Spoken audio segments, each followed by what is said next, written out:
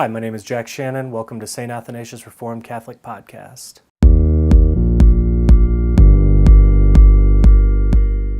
Today I wanted to talk a little bit about what is happening with Brett Kavanaugh. Most likely they're going to be voting to confirm or deny him tomorrow, I believe, Saturday. There's a couple things at play with the Kavanaugh thing, and it's not separated from what is going on with the rest of the cultural degeneracy that we're witnessing, the cultural chaos. So there's two sides. One side is the injustice that's happening to Kavanaugh. The other side is the justice that's happening to Kavanaugh. Now, anyone who knows me knows that I'm very conservative, and I really hope that Kavanaugh gets elected, gets nominated on a political level. But what is happening? What is going on with this insane feminist, liberal, Christ-hating move against him? Anybody with eyes to see can clearly see that what Ford and the liberals are doing is an injustice. That there is that somebody is bearing false witness in order to bring him down, and that at root, what is at issue is not the issue. These liberals, these feminists do not care about women. They do not care about sexual assault. They use that as a tool of power to attain power, to amalgamate power into themselves. That's all that's going on with that. And that's the injustice that's happening to Kavanaugh. That women and these weak men are conspiring together to destroy him, to get what they want politically. And that's what you see in the Bible happen with Jezebel. Jezebel conspires with these scoundrels to bear false witness against Naboth in order to kill Naboth in order to acquire his vineyard. That is the spirit of Jezebel, lying and murder. And these women and men are murderers. They murder their children to get what they want out of selfishness. And now they are trying to metaphorically murder Kavanaugh, murder his reputation in order to get what they want. So that is an injustice. However, the justice side of it is that Kavanaugh, even though on a horizontal level, on a human level, even though he is righteous in a sense, that he has lived a good life, he has a good family, he is unrighteous before God. And what I mean by that is that he fellowships with people who are divorced and remarried. He is in communion with people who are divorced, remarried, which Jesus clearly says is adultery.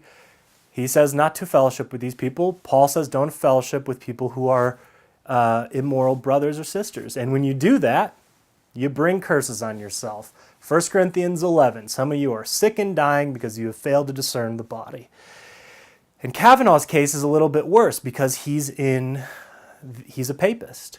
So not only is he in a church which pretends to believe that they teach what Christ taught on divorce and remarriage, but they actually allow it through annulments. But he's in a church where most of his clergy are pederasts and pedophiles and homosexuals. And I mean, there are good Roman Catholics, and I'm actually sympathetic to a lot of Roman Catholic doctrine. I'm not rabidly anti-Roman Catholic, but the church is wicked. It's sinful. My objection against Rome is their sins, not necessarily these abstract doctrines, but the fact that they tolerate sinful men and women in their congregations. And Brett Kavanaugh goes to church with them. He communes with them. He has them over for dinner. He goes golfing with them. And if you're watching this, you probably do too.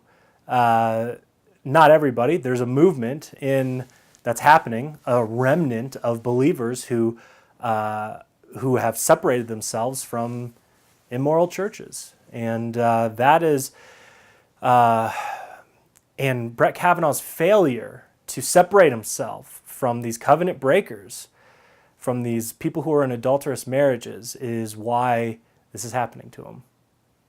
That's it. That's why it's happening. And he is a representation. This is a flashpoint in culture where you have these people who represent larger principles, And this is why it's happening to him, and this is why it's happening to the church. This is why the church is losing the culture. This is why the church is losing its power, because we're unfaithful. And it's filled with men like Kavanaugh, men like Brett Kavanaugh and Ben Sass and Lindsey Graham and Jeff Flake, men who think that they're so righteous and pure, and they speak the conservative language, and oh, they're so wise. So wise. Oh, look at everybody. Look how wise they are. These men are the kinds of men who are in the church. And yet they fellowship with people who are wicked people. And it's in conservative churches. That's why, look at the history of the church in the United States. It is just constantly being overtaken by liberalism. And the reason why is because conservative men have not dealt with the issue of divorce and remarriage in their congregations. That's what it is. That's what's going on here. And in some sense, this actually gives some legitimacy to feminism. Feminists are angry, broken women. And they're angry and broken because they have experienced living under weak men. And they have been abused. Now, I think most of them are, they're wicked and sinful and liars. But the reason they're that way is because they have lived under the authority of wicked men. And I think they've intuitively grasped that there's something wrong going on. And so God has used that as a chastening rod against us. Just as he chastened Israel through Assyria and Babylon with their unfaithfulness. That's what's happening, folks. This is the world we're living in. And I invite anybody to talk to me if you have questions about this. If you want to discuss it, I think that this is the most important thing we need to talk about, because I care about our country. I love our country. I love the church, and I want to see the church flourish. I want to see our country flourish. I am an old school Republican conservative who likes Rush Limbaugh, And so I have that kind of old school patriotism for the country. And as far as the church goes, I love the church. I